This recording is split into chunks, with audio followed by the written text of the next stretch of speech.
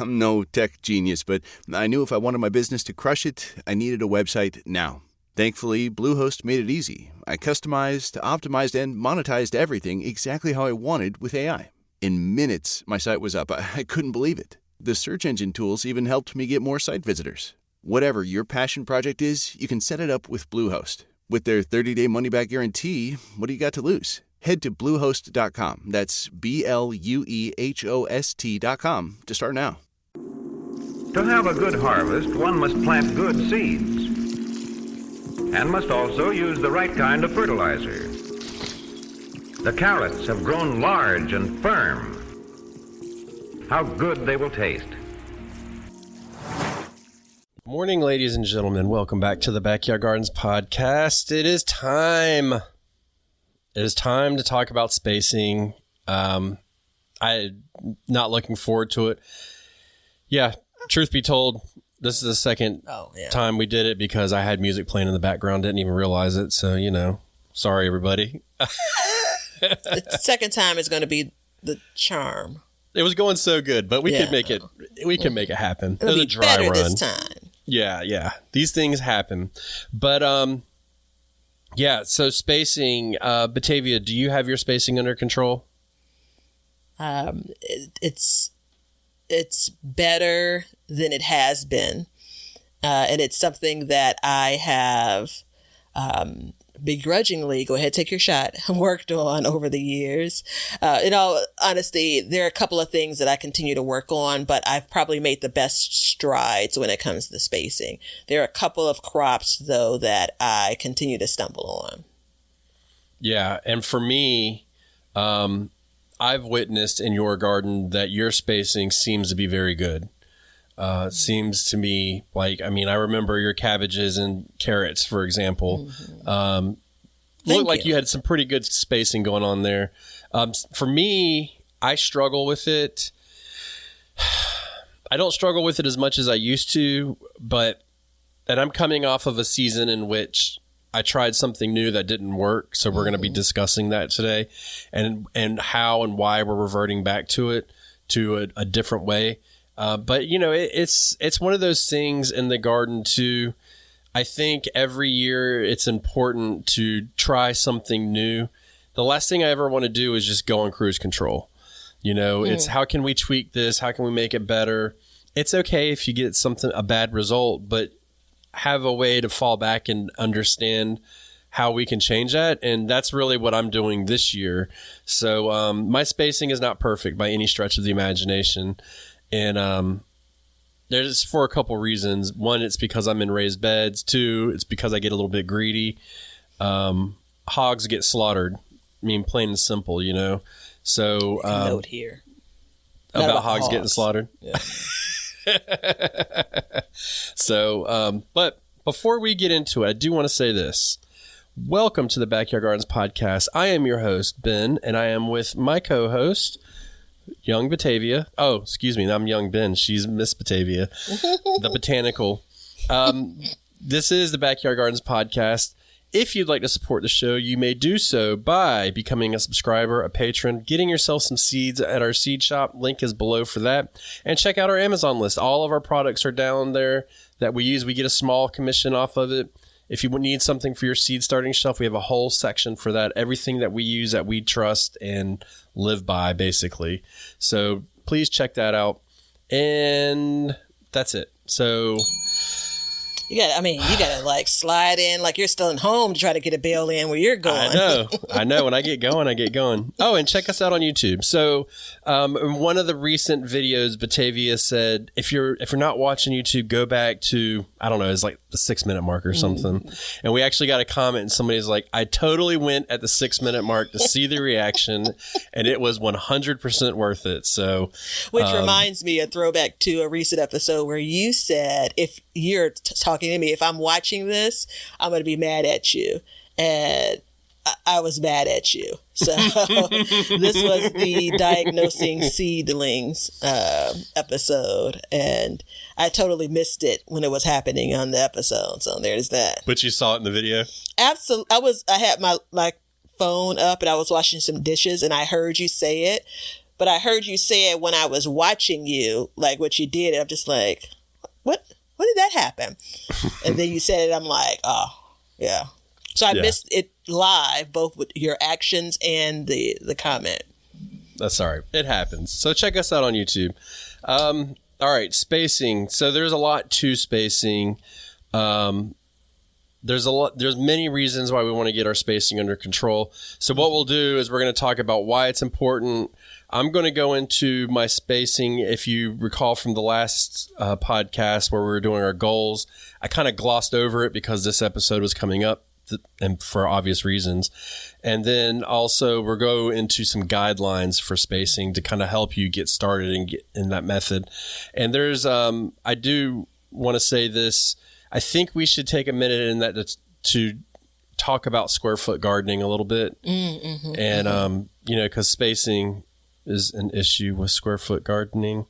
So we'll do that. Square foot gardening solves all spacing issues. We'll get into it. So, But why do you think spacing is so important? Well, I think there are two things immediately that come to mind, and they're very different. One is spacing will no doubt impact your end harvest, plainly put. That could mean the quantity, that could mean the quality, right? And this is what happens when you re-record. I forgot the second point. Do you remember? I felt strongly about it the first time around. You did feel strongly about it. No, it's, there's a lot of reasons, and absolutely it affects your harvest. I mean, hands down. I think you and I both have seen that in our days. There's some physiological things that happen. So one thing is, it's not just about above the ground, which is what we're all used to looking at, is, how big is the plant? Because what you can do is you can have pests jump from plant to plant. You can have diseases passed back and forth. And then also just the ability to harvest. So even though if you have too little spacing, overcrowding, and you can't get into harvest, what you can harvest, you actually can't get to before it gets over ripened. So then you're kind of, and it's not that you can't get to it. You may not even be able to see it, which is a stupid problem to have. Nevertheless, it is a problem to have. Yeah, absolutely. That's probably one of because of the setup of my garden as well, right?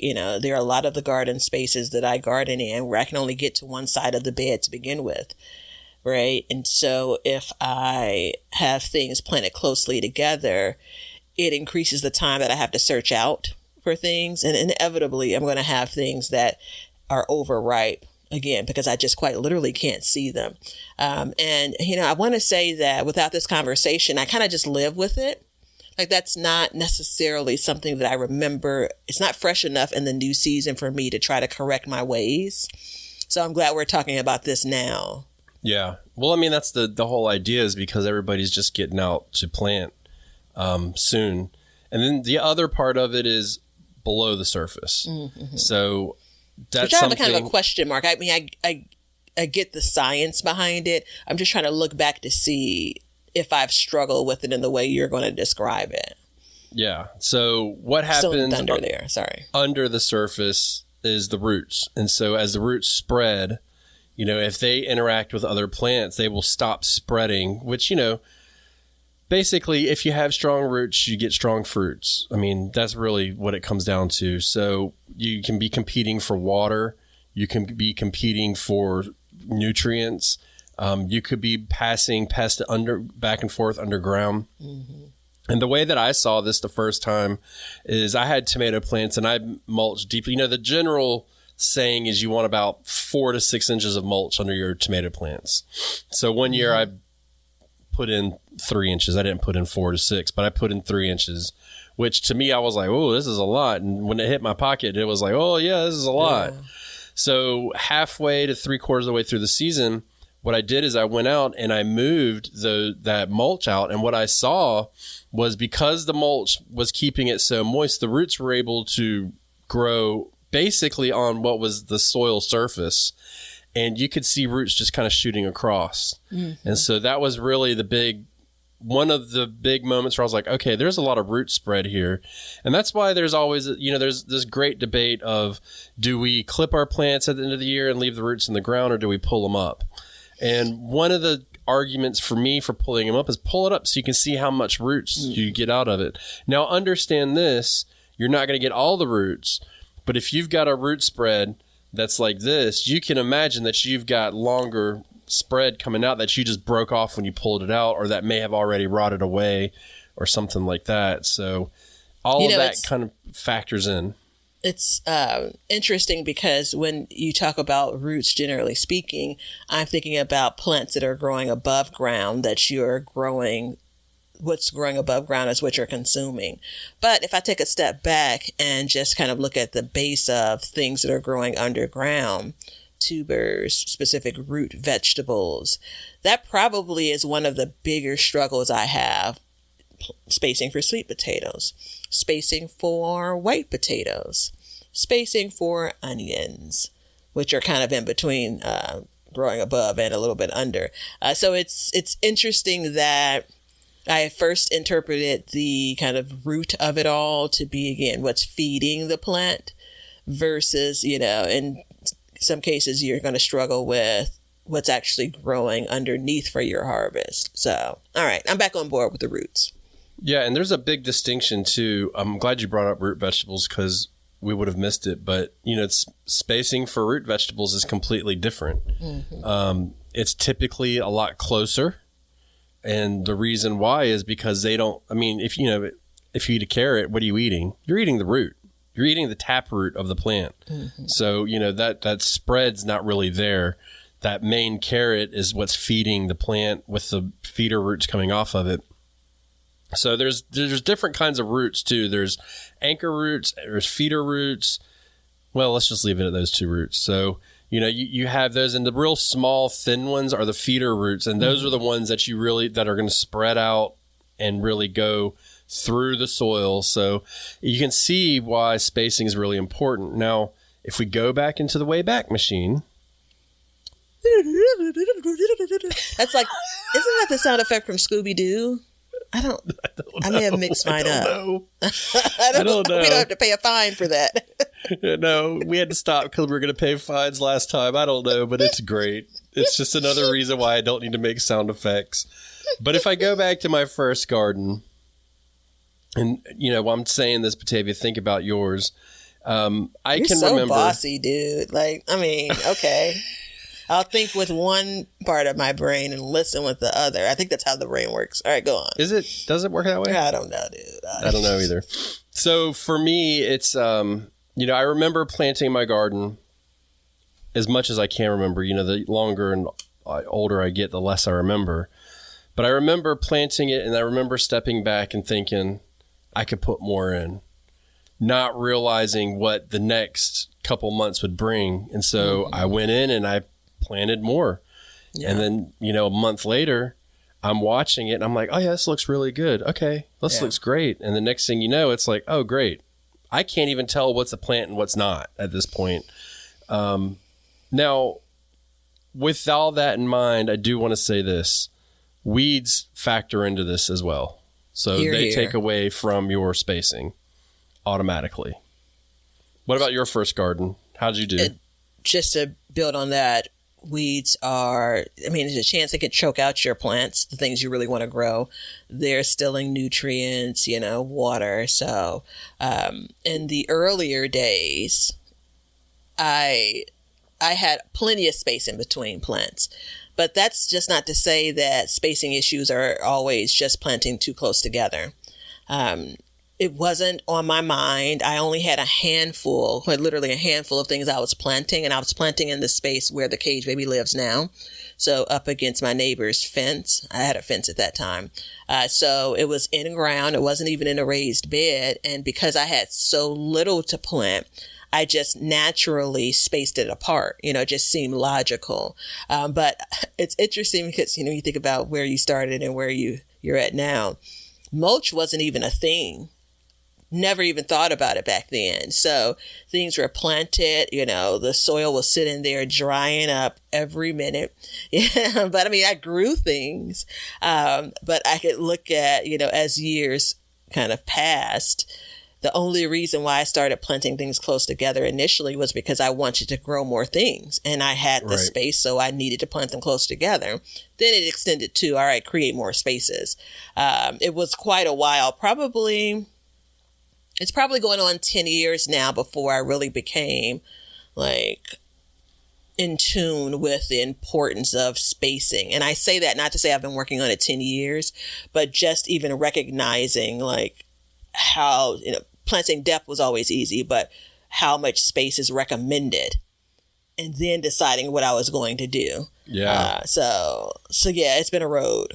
I mean, it's the argument to, what's a big garden is one thing, but is it better to have a big or a small garden? And the argument, first of all, is it a big garden is very subjective. Yeah. So there's that, you may think it's a 1/4 acre. I might think it's 5 acres. It doesn't matter. Maybe 3 raised beds, it may be 4 pots, whatever. But having a little bit more space does help, because invariably what happens is we're going to learn as we start to grow. And we may have a listener right now that's early in their journey, and it's like, hey, I was very happy with what I had last year, but I want to do more this year. And, the initial thought is like, well, I'll put a little bit more in the bed. But in reality, it's probably better just kind of go out a little bit, have another size garden and start adding more in that way, so that you can hone it in. Because this is something with gardening in general that needs to be tweaked every year. I think it's important to change it and to work through it. And, spacing is a big issue, along with fertilizing and watering and timing and all that other stuff. But it's designed to kind of, for us to tweak it, figure it out. If it doesn't work, know the steps that you can do to go back and fix it. So that kind of leads me into my spacing issues that I had last year. I have a different take on what you just covered off on, but go for it. Yeah. I want to hear it. This is the part, we didn't get this far in the recording, so he doesn't know that I'm going to come in with something different. I think that you tweak until you get to the point of you being satisfied. I don't want to think about for the next 40 years that I'm always, and tweaking implies it's something small.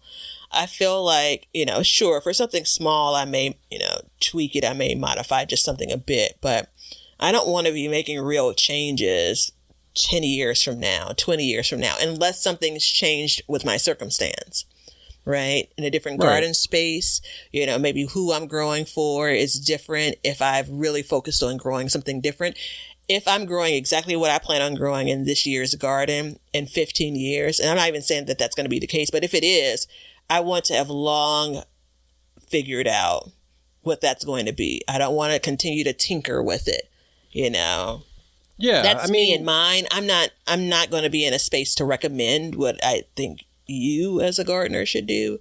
But dude, I get tired just thinking about 10 years from now. I'm still gonna be talking about, should I grow it in the cage, baby, or should I? Yeah. Well, and it's for me. I look at it like it's not that big a deal. So last year, this will kind of go into why it's not that big a deal to me. Last year, I planted. I liked a monocrop. That's kind of my thing. So I thought. And I went in heavy last year. I went in all the way. I did a full bed of tomatoes. I did a full bed of peppers. And I did a full bed of corn. And I did a full bed of squash. And some of it worked out great. The squash worked out pretty good. The corn, the peppers, and the tomatoes did not. And so what ended up happening was, because the peppers were all the same size, they just kind of overshaded each other in certain aspects. They didn't produce as well. So I was having issues finding the fruits as they were coming up. And so we weren't harvesting as much as we could. And the tomatoes, it was like I would walk up to the bed and it was like I just walked into a wall. Yeah. And I couldn't see anything else. So it's like, okay, well, what am I going to do here? So the tweaking part is just going back to what I had done before, which is companion planting with my peppers and tomatoes. That worked out really good. I had the best pepper and tomato harvest I'd ever had. Mm-hmm. But in my effort to kind of try and simplify things, I went away from it. I don't know, hindsight's 2020. I just said that out loud. I'm like, why would you change it if it's the best you ever had? But here we are. So it's like, you can companion plant for a lot of reasons. You can companion plant for pests, nutrient, one plant will like certain nutrient, one plant won't. You can companion plant for what's coming in the next season in that bed. For me, it's really about the placement of the plant, the size of the plants and stuff like that. Mm-hmm. And so I like to keep families together, and I like to keep, the same crop together. But so tomatoes and peppers are in the same family. So there you go. It's a nightshade family. But I'm going to go back to that planting scheme this year and see if that won't correct it. Now, the difficult one is corn. When you've grown corn, how does it work for you? Like, how have you planted it, and how did it work out for you? So I've always kind of carved out a little corner for corn. And I feel like the spacing is probably about 6 inches apart. And that's all around, right? So if I'm growing corn in, let's call it a 4x4 foot space for easy math, I'm going to have a plant every 6 inches. So when you think about how rows can be set up in that way, again, there's no space in between. 6 inches, 6 inches, 6 inches across, start back over, and the next kind of width of the bed, 6 inches, 6 inches. And generally speaking, I've had good luck when it comes to germination. I think that's, sometimes a problem when we think about where's cornfields and how some of us don't have space for cornfields. I have experienced the specific space that I planted in one year being difficult, as you described earlier, to literally get to.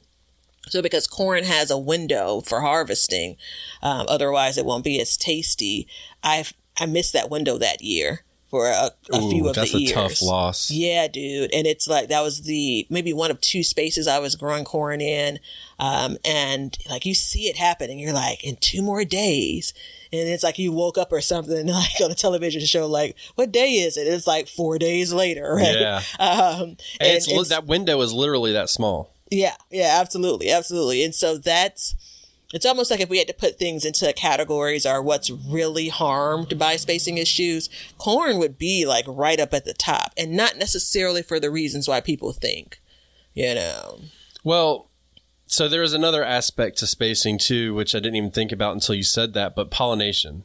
Mm-hmm. So like corn is wind-driven pollinated. So, the saying is you need to plant a big block of corn. Tomatoes are they're self-pollination, mm-hmm. but the wind helps move that along, moving the plants and stuff like that. So you do need to have it. You don't, like for tomatoes, you don't have to have multiple plants together, but it helps. But for corn, you don't at all. I mean, you have to. Whoa, let me make sure I'm very clear about that. For corn, you have to have them close together. So what happened with me with my corn is I noticed on the outside edges, they were doing really good. And on the inside edges, they got big, but they just didn't really produce. Yeah. And so the question really became like, why is that? Well, I came across a study, and we have to keep this in mind that we're talking about a 500-acre farms. But these old timers have done a study where they were working with not just between plant spacing. Actually, they weren't messing with that at all. What they were working with is row spacing. So this is really important, and this is something that's generally overlooked. The reason why is because, like in a raised bed, I got 4x8 beds. You got a very limited space, It's not like an in-ground bed. So all garden types, which when we say that, we refer to containers, raised beds, and in-ground beds. They all have their disadvantages. And one of the disadvantages for raised beds is, you have that limited space. I think it's a mental issue where you look at it and you're like, I got to get as much as I can in there.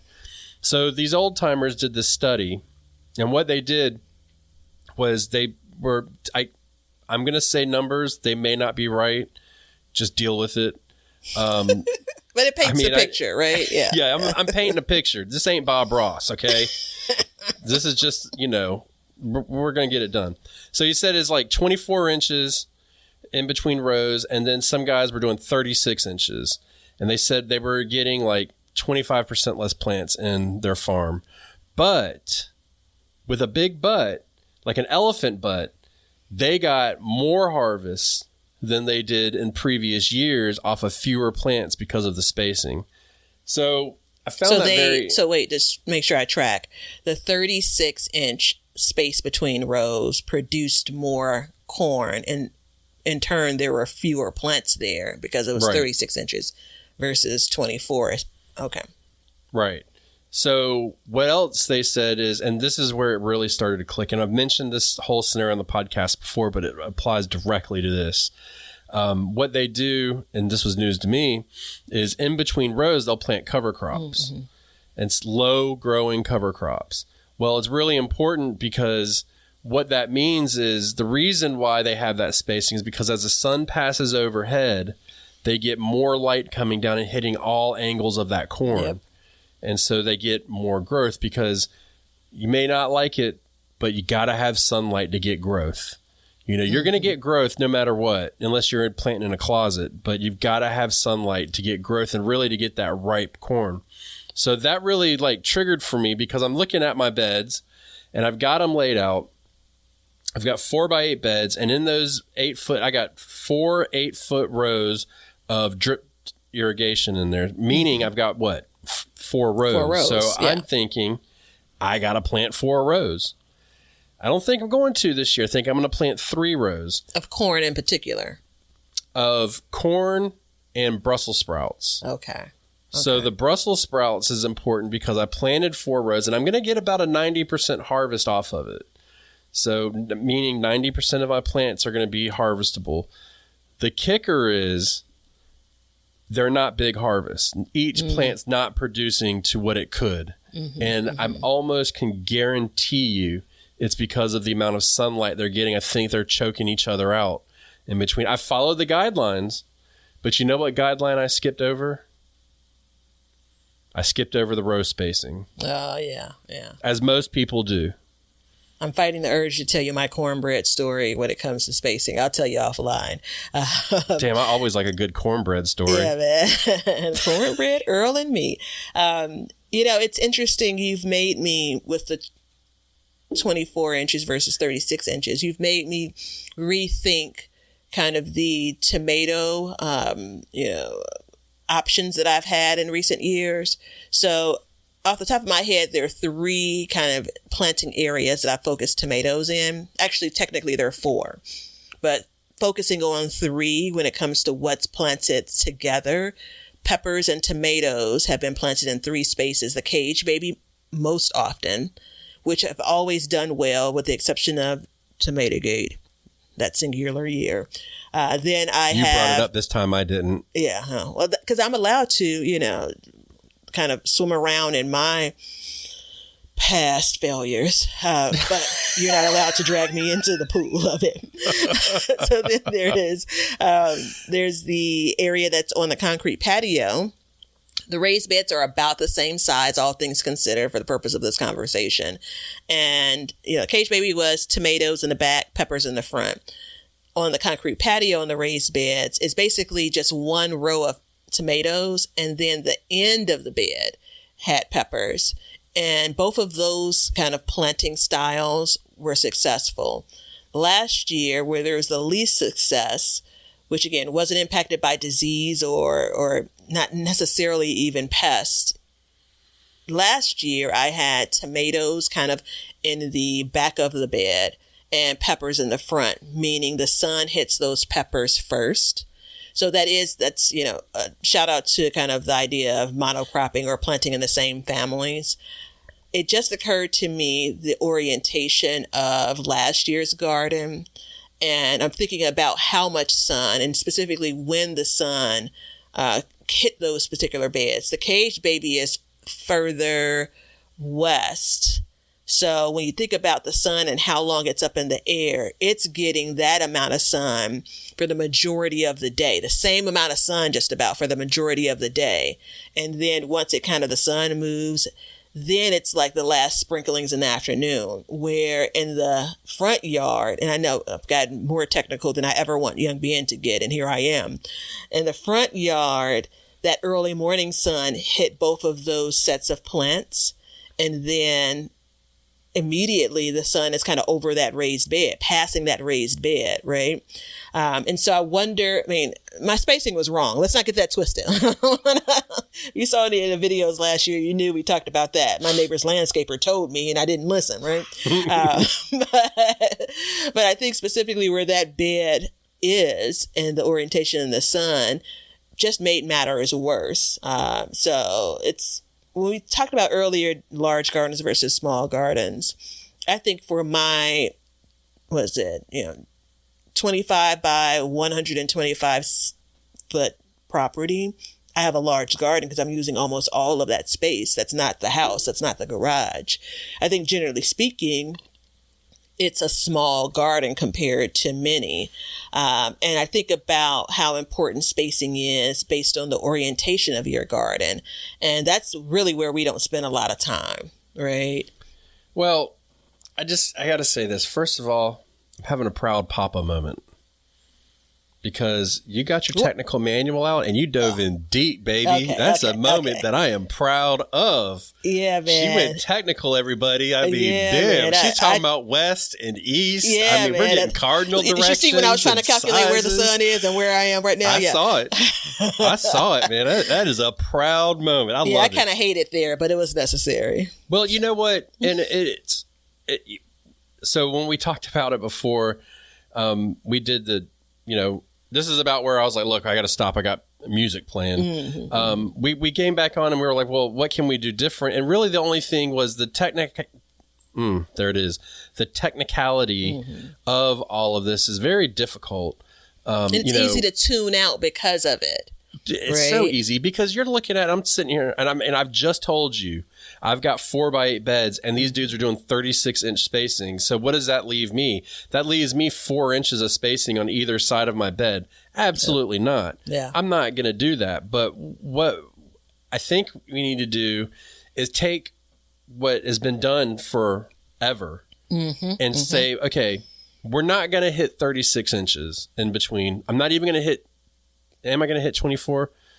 There's a possibility that I'm not going to hit 24 inches in between 3 rows.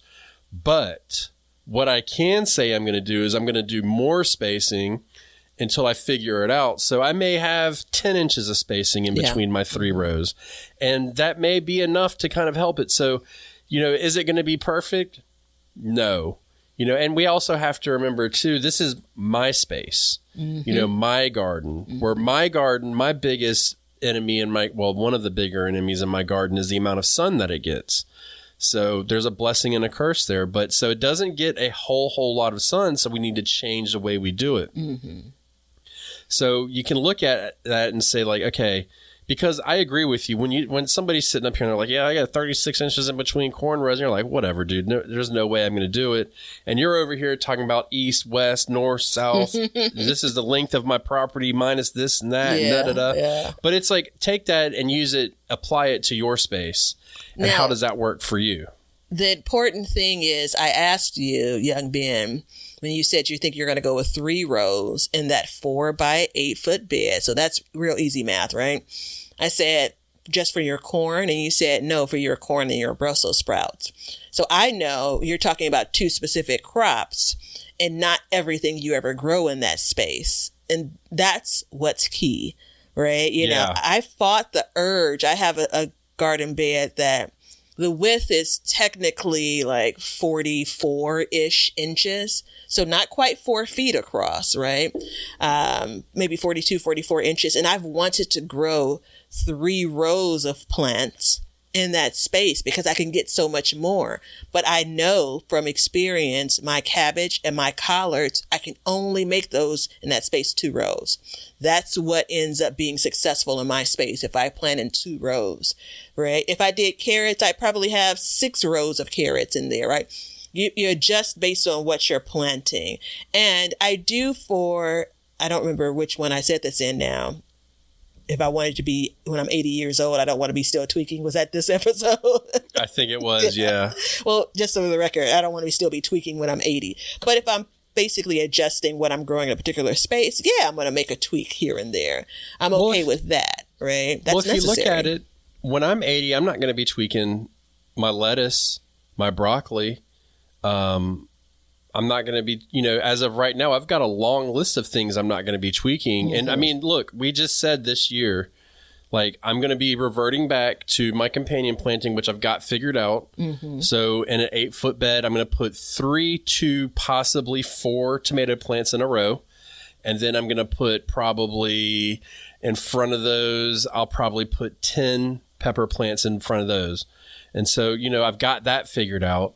And so as you go down the line, you start getting all these things. And I mean, look, when I'm 80 years old, look, thankfully there's a ways to go before I get there. But I should, in theory, unless I change something crazy, you should start to kind of get it. The trick is each year, recognize the issue, make the adjustment, write it in your book. And when I say write in your book, I mean, in your mental book, whatever, and say, check, we're good. I did that with my broccoli. I did that with my cabbage. I did it with my lettuce. I did it with my carrots, except for the thinning portion. But, radishes and all that stuff. Like, I got all that. And it's just these little things here and there. And I mean, look, we're on this long journey with Brussels sprouts. And so this is invariably the next step in that, where 0% harvest, 0% harvest, 0% harvest, 50% harvest, 90% harvest. Now the goal, we want bigger. Right. And so how do we get that bigger? Yeah. And I look at it and I've watched it grow all season. You can go on the YouTube videos on Sandy Bottom Homestead and you can look at, I showed the bed constantly because it had the most in it, but you can literally see it and say, they're starving for light. Like that's the end of the story, is they're pushing for light and they're choking each other out. And so as I stand back and look at it and say, okay, I got 4 rows. Let me visually take out 1 row. What does that in theory look like? Well, what it looks like is there's some damn space in between the plants. There's no other way to say it. I mean, there's just space. And that's it's funny because I don't know. I'm not going to make a list because I just don't want to rain on my own parade about how well I think I'm doing with spacing. At least I'm not going to do that today. The responsible thing is to do it. So it will be done. But I think about, I gave you the example of my cabbage, and I don't think I ever planted 3 rows of cabbage. I wanted to, I just didn't. But I have done a bit of crowding with my beloved collards, and I basically know what works. Right? Like the beds that grow on, along the fence in the cage, maybe when I've grown collards there more recently, it absolutely works well if I have about 5 plants there. I'll begin 6. And those are like roughly 7 by 4 foot beds. So just think about the inside of the bed, maybe a tinge, a bit smaller by a couple of inches, but that's fine. If I plant them on an angle, I'm better off. Right? And that in part is based on the size of the bed, but also I can only get to that bed from one side, right? Standing in front of it and leaning in from the sidewalk. And I know that, and it's taken me years to accept that really 5 to 6 plants are all I'm going to fit in that space. And more recently, it's taken me years to say that's enough, right? I look at it and I thought about something as you were talking. There was a time where I was really on the hunt to figure out what does well where. And it all started with the whole tomato situation, right? Needing to move those tomatoes. And so I'm also conscious of, I know there's certain plants that really do well in certain spaces in my garden, and maybe half of it, 50% of it is based on the soil and based on the way that I've fed these garden spaces over the years. Probably the other 30% of it is based on the sun, so the orientation of that bed, specifically where it's placed on my property. And maybe the other 20%, there are probably some minor things in there, maybe the other 20% is quite literally access and how I manage that space. So if I have to climb into spaces at the beginning of the season, I'm all for it. by mid-season, I'm kind of like, it'll be fine. Yeah. And so I look at that and say, as I talk about the reason why I'm experiencing tweaking fatigue in another 10 years, it's because I've been tweaking a lot. And I didn't necessarily think about the result of what grows well where. It was about spacing. I don't know if I had that as a conscious thought, but I'm pleased to add it. Yeah, because it's just something to think about. Now, you perfect segue into our spacing cheat sheet. I do want to say this though. I'm no tech genius, but I knew if I wanted my business to crush it, I needed a website now. Thankfully, Bluehost made it easy. I customized, optimized, and monetized everything exactly how I wanted with AI. In minutes, my site was up. I couldn't believe it. The search engine tools even helped me get more site visitors. Whatever your passion project is, you can set it up with Bluehost. With their 30-day money-back guarantee, what do you got to lose? Head to Bluehost.com. That's BLUEHOST.com to start now. Before we get into that, and just a closing for this part, I am really big into watching what farmers do and trying to figure out, like, how can we make this into a micro level for us, right? We're not going to be able to match them perfectly. We're growing on the same scale, but anything like that. And I know in the past, I don't know, I'd say like 20 years or so, the farming industry has gotten a really bad name because of certain practices that are done.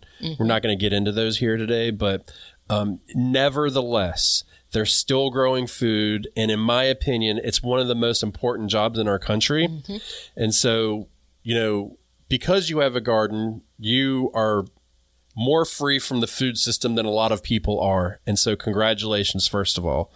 But second of all, look at what they're doing. The bell is fighting for its life, trying to get in there. I tried to pause. But look at what they're doing and go look at some pictures. Read some stuff about farmers. I got in, ever since I read that article, periodically, the algorithm works in my favor and it'll shoot me different articles, because there's like this whole world around farming that is completely separate from gardening, where they have all of these great articles where these guys are really, really smart and they are doing trials, figuring it out, trying things differently, just like we sit here and do ourselves, just on a massive scale. So take a note of what they do. When you drive by a farm, look at it. Pull over on the side of the road and walk over and just look at the spacing in between the plants, and you'll start to see like how this works. So that will help you. But let me add one note to that, where we probably have less like pictures and less video of, your true farms on the interweb. We probably have more access to home gardeners. So if you are following someone, maybe Sandy Bottom Homestead, maybe Be Better Garden, pay attention to, especially once you get to the closer to the end of the growing season for that particular plant. Like when someone's getting closer to harvest, people show angles where you can glean from that what spacing works for them. Now, there are a bunch of things that you tie in, right? If it's more humid in your area, young Ben, than mine, spacing differs between us, even if we had the same exact raised beds. But I say that to say, there's a different set of knowledge you can glean from when you're watching other people garden, even if they're virtual to you. When people talk about problems online, they don't necessarily break down the 6 things that went wrong. But you, as an experienced gardener, those that are becoming, right? Are you making fun of me? No, I'm absolutely not. I'm laughing because on Sandy Bottom Homestead, I break down everything that went wrong to the point of like embarrassment. Yeah, you're painfully honest though. But that's the point of all of this. I don't want there to be secrets. For you and I, definitely. So, but you can glean from this, and it's not for you to get into someone's comments and say, hey, here's the problem. I'm not suggesting that. Lord knows I'm not suggesting that. Of course, if they ask, then do your thing. But I think that you don't have to do every experiment. You don't have to try every single thing and learn it on your own, right? Your experience will be different than young Ben's and different than mine, but there's definitely some opportunity to gain info for what you're seeing out there, and more than just, luscious greens and, really pretty tomatoes. That stuff's beautiful too, but. Yeah, it is beautiful. Okay, so let's get into quickly, and we're going to make this simple, general guidelines for spacing. So for roots, what would you say would be a general guideline for spacing for root crops? I'd say, so your tomato or your carrots, your turnips, all of those things, right? So I'd say probably 6 inches is a good kind of spacing. I'm going to leave it at 6 inches. Yeah, per plant. Mm-hmm. So do you plant yours closer together? Yeah. Mm-hmm. Yeah, 16 per square foot is what they recommend. But what do you do? For those, I honestly don't know. So you're asking me to generalize it, right? Yeah. So carrots may be closer to 3 inches apart when you think about the diameter of a carrot, but something like a rutabaga or a beet may be a little bit, more. Because their leaves are going to grow differently. So maybe on the high end, 6, on the low end, 3. Yeah. So like for my rutabagas, I give them about 8 inches. My turnips, I give them like 4 or 5. Mm-hmm. My carrots, if I had to put a number on it, we're going to find out soon if they didn't freeze to death during this thing we've got going on here. I would give them probably about 3 inches, depending on the variety now. Mm-hmm. Radishes, 2? Yeah. Maybe 3 inches? No, for your cylinder type radishes, 2 inches for like your French breakfast. Yeah, exactly. For your globe, like your early scarlet that we're selling available in the seed shop. Yeah. Those are probably more like, I'd probably say more like 2 or 3 to give them some room. Yeah. I gave those scarlet globes maybe 3 or 4 inches this year, and they did really good. They didn't have a whole lot of issues. The biggest tip is, if you don't have the experience growing it, find a picture, of the full size of the thing, and then it becomes more intuitive. So if I look at the variety of carrots that I'm growing, and it's going to be across the top 2 inches, then I'm not going to plant them exactly 2 inches apart. I'm going to give a little bit of room there. So maybe it's 3 to 4 inches that I'm planting them apart. Yeah. And this is, again, the kind of after you've sown maybe closely together and then thinned. Yeah. And so you get into like broccoli. I typically do 1 to 18 inches. 1 foot to 18 inches. Yeah. I think 18 inches is a sweet spot. I sometimes cheat the system with 16 and I pay for it. Yeah, but I mean, you're not really sacrificing too much with that. Mm-hmm. Cabbage is very difficult because they're, different varieties get size to them, but I typically keep those about the same. As a matter of fact, all brassicas I keep about 18 inches apart, roughly. I'd say if I had more space and less of a desire to grow more things, I'd do a full 20 inches. Maybe even upwards of 24, but I've been able to have really good results. Remember that 42-inch bed, the cabbage are probably 18 inches apart, like you describe your broccoli. So, and that's the center, right, of the plants. So that really is anticipating they're going to be growing right up next to each other. That's the reason why if I had more space, I would give them more space. Yeah, I would ultimately like to have like a couple inches in between each full-grown plant. Yeah. And when I say a couple inches, I mean in between leaves touching. Yeah. And then you go into lettuce. I do 4 per square foot. So I'll do them alternating rows, zigzagged all the way down. I like rows of lettuce visually. It's easier for me to manage in my mind. And depending on where I'm growing it at, I don't always grow multiple rows, but the plants side by side are probably, what was yours? Mine's probably about 6 inches, maybe, if I had to guess. Well, if I do 4 per square foot, that would be 3 inches. Nope, I take that back. I do 3 per square foot. I tweaked it. So the general rule is 4. I made it 3. And this is when you're using cut and come again, or is this when you're harvesting the entire head, or is it the same for both? All the time. Yeah, the same for both. Okay. Because I do each season, I do different. And then you go into like summer. So tomatoes, The general rule is what, 4 square feet? What do you do? When I'm successful, gosh, you're going to have me go back in the Wayback Machine. I don't know if I'm measuring anymore. I've fought from going 24 inches, so it's not that. It's about 18 inches too. It's about 1.5 feet. Yeah. I think. Yeah, so you're growing indeterminates. Yeah, good point. And I'm growing determinates, which are bushier. I grow determinates as well, and I space them the same, although generally based on the growth pattern, you could very well plant them differently. I try to wrangle in. I do pruning from the bottom up, and I do a lot of tying up of the tomatoes. My determinate tomato plants get kind of big too. Yeah. So I do about 2 feet in between. So if I have 8-foot beds, again, I'll squeeze 4 in. Ultimately, I'd like to do 3 because I'd give me plenty of space, but it is what it is. Peppers. What do you do for peppers?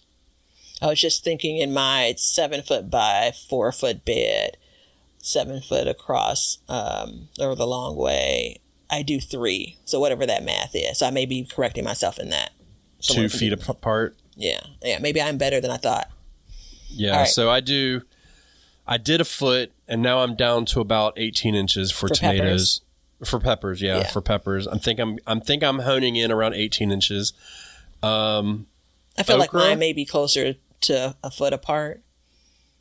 No, you're probably right. Apart. Closer to 18, because I've had some great success with some larger pepper plants in my raised beds. Yeah. And containers, I don't do tomatoes in 5 gallons. I do 1 pepper plant per 5-gallon container. Great success. If I'm going with something like tomatoes, which I've had hit or miss success when it comes to containers, I'm doing like 15, 20 gallons. So whatever that width is, I'm putting a single tomato plant in there. Yeah. Potatoes, I do about 1 foot per potato. So I do that, and I do 4 rows, and I don't have any issues with that. So yeah, I plant them a little bit closer together, but I talked about potatoes and tomatoes in the last cut of this video. In this episode, those are my struggle plants. And sweet potatoes, I do 18 inches, roughly. 16 to 18 inches. I mean, dude, I eyeball it, so it's not perfect. But, if I have an 8-foot row, I try to put 6 in. Yeah, I feel like you told me last time it was 1 foot apart, and I don't remember what I told you. It was less space, or more space, I should say. And you said, no, dude, you could put them 1 foot apart. Yeah, so I did 1 foot apart last year, and I didn't get the size potatoes I wanted. Yeah. So that's why I'm going a little bit more this year. Mm-hmm. So I'm in between that 12 and 18. I just have to lay out the plants and see what it looks like and see how many, plants I can get in there. Yeah. What's next? Corn. So what I've typically done, and I'll continue to do, again, my row spacing will change, but a double row 6 inches apart. So same for me with 6 inches apart.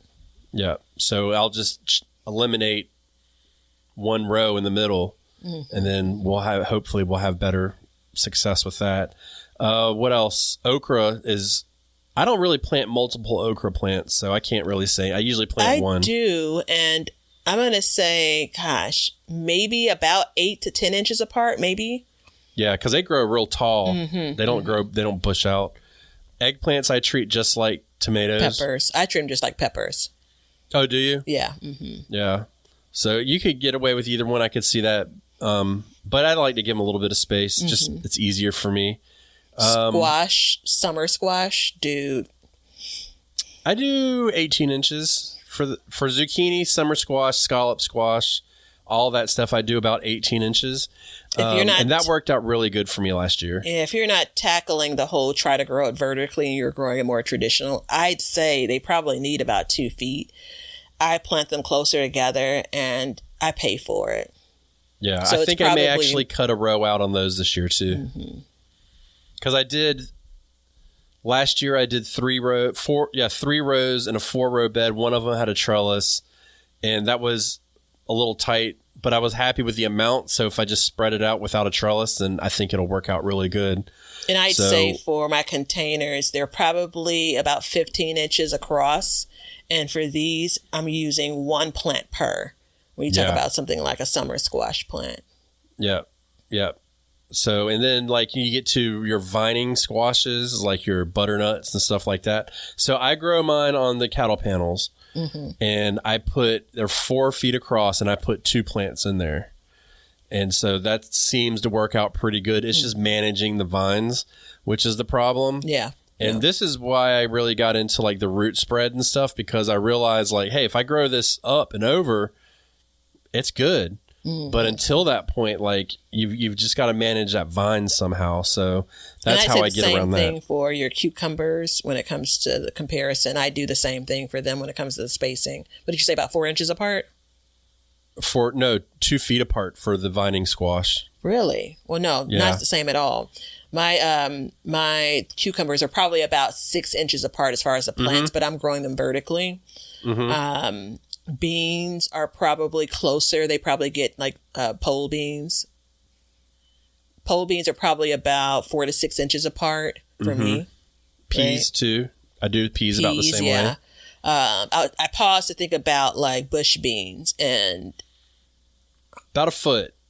Yeah, I plant mine closer together. I like to have a little space in between them because I can get in there a little bit easier. Yeah. And then I have to stake them. Oh, so it's cheaper on the stakes, which I make my own stakes, but it's just less work. So I do that as well. They can get floppy. I could see that. Yeah. Yeah, they piss me off when they fall over. It makes me mad, like legit mad when they flop over. I did soybeans one year and I treat them just like bush beans. So that worked out well. I think that rounds it out, really. I mean, you can kind of fill in the gaps in between about certain things. So, and also with all the spacing, get the planter app. Just get it. Use the link below. It's available in the Google and Apple Play Store. The link will get you a good discount. It's a sponsor of the show. So definitely, because it's so visual that it will show you. Digitally and in real world are 2 different things, but it really does give you a good idea. So check out the Planter app.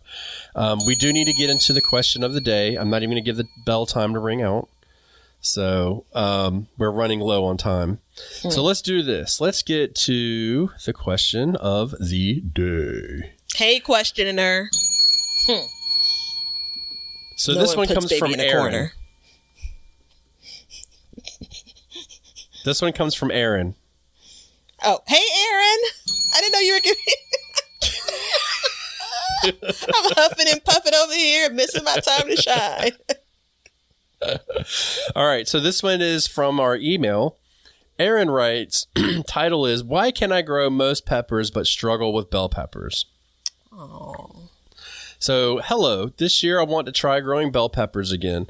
In the past I've tried, but my plants were too small to support very many peppers. And the peppers that did grow were thin-walled and a lot of times got moldy and gross before they ripened. This is my first growing season with the greenhouse, so I'm hoping I can grow some super big bell pepper plants. I have been successful with smaller varieties like cayenne, jalapeno, and many sweet peppers. I fertilize every other week with fish fertilizer and usually do a granular fertilizer once a month. I start them out in the ground with granular fertilizer and bone meal, and then they gave their zip code, which I'm not going to give on the show. So, what do you think, Batavia? Aaron's coming through with all the details, dude. That's exactly how you need to ask a question. Absolutely, man. Like, so my heart goes out to you because I'm a lover of bell peppers. First, because of the price they are in the stores. And second, because they, especially if you let them mature, which I understand that Aaron's having a trouble with, you've not tasted a good red bell pepper until you've tasted one from your garden or someone's garden. So I was initially concerned. It sounds like, is there some greenhouse? These beds are inside of a greenhouse? No, they're doing a greenhouse this year for the first time. Okay. So a couple initial thoughts were how large the plants are before they start producing peppers. So let's pretend that Aaron starts to see flowers, but the plants are just 6 or 8 inches tall, right? I'd recommend pinching those flowers because you want to give that plant a chance to actually grow a bit more. I don't know that bone meal is helping necessarily. I don't know that it's harming, but I don't know that it's helping. So I'd wait until your plants are more like 2 feet tall and maybe a foot wide before I let them actually start producing peppers. Bell peppers are harder because it's a long season for them to grow. And I wonder how early she's getting out and planting them.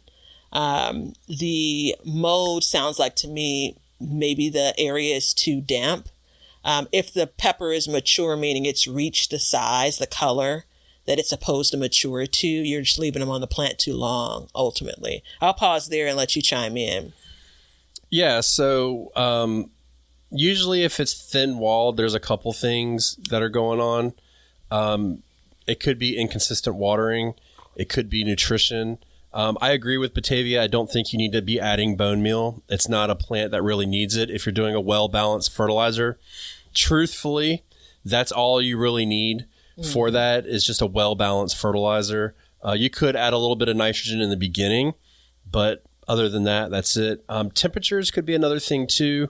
Maybe very Aaron humid. is in Colorado, so they have a very short season. That could be one of the issues. So just be aware of that.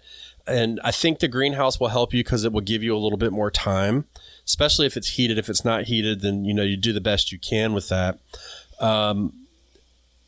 Inconsistent watering is really important. So what does that look like? Adding some mulch, that's, again, if we go back to earlier in this episode and I was saying, like, when I planted those tomatoes and I put 6 inches or 3 inches of mulch down, guess what was in front of them? Peppers. So it's not uncommon for you to get more harvest off of those smaller peppers, because I always say anything that produces a smaller fruit will give you more peppers. And in general, a pepper plant on average will give you 4 to 6 peppers a year.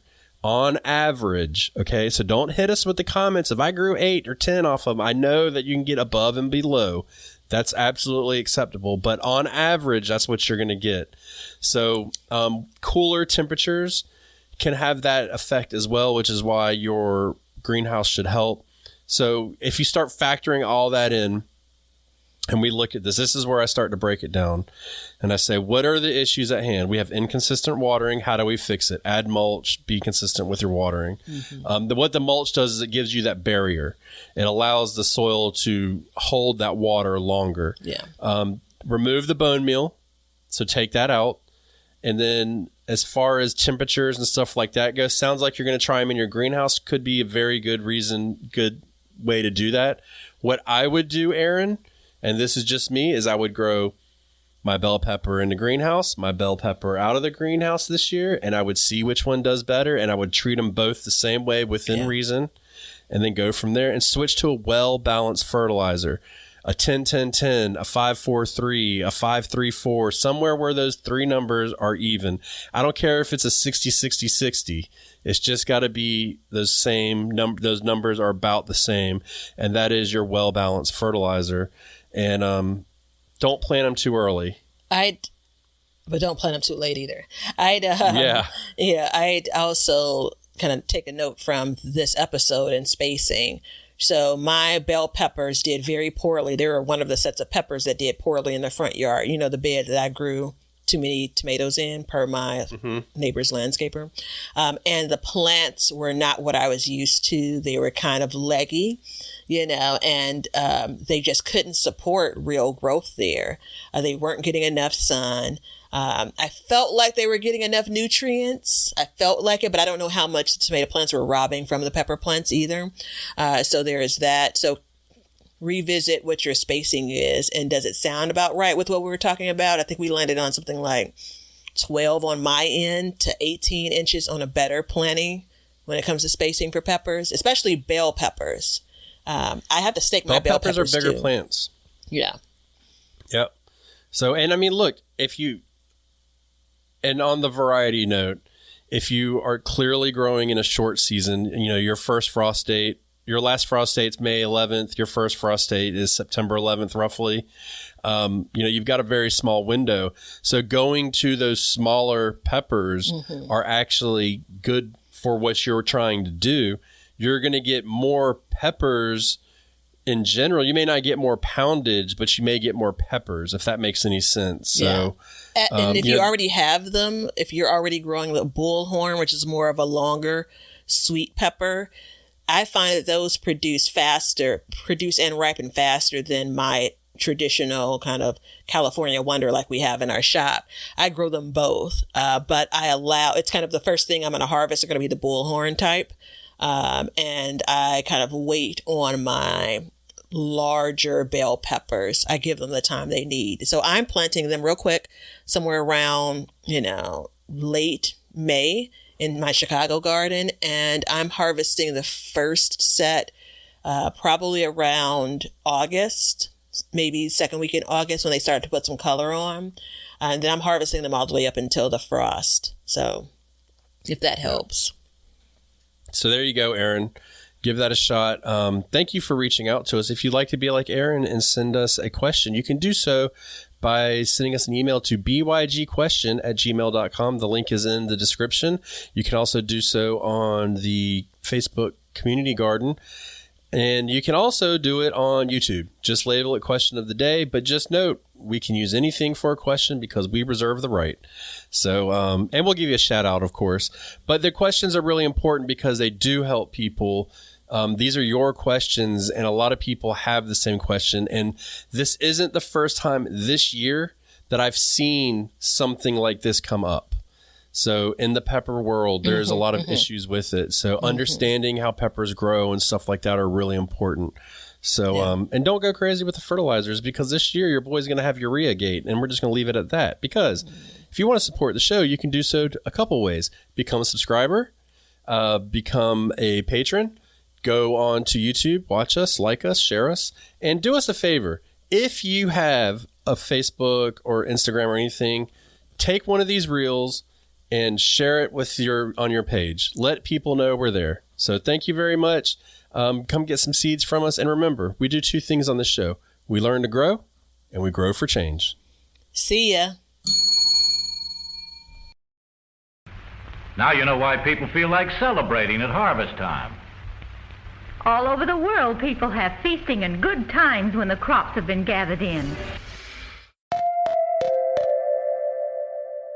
Thanks for checking out the show. If you like what we're doing and you'd like to support us, you can become a patron at patreon.com/backyardgardens, or you can be an Apple subscriber, and in both of those, you'll get an extra episode every month. You can also make a one-time PayPal donation with the link below, and you can get all kinds of gardening gear like t-shirts and mugs and cups from the link below at Teespring, and we have an Amazon store which has all the products that we use and recommend in our gardens, and it helps support our show. And we also add to this list periodically, so be sure to check it out periodically to see if there's anything that you need for your garden. Everything that you do, including a like and a subscribe and even a review, will help us learn to grow and grow for change. See ya.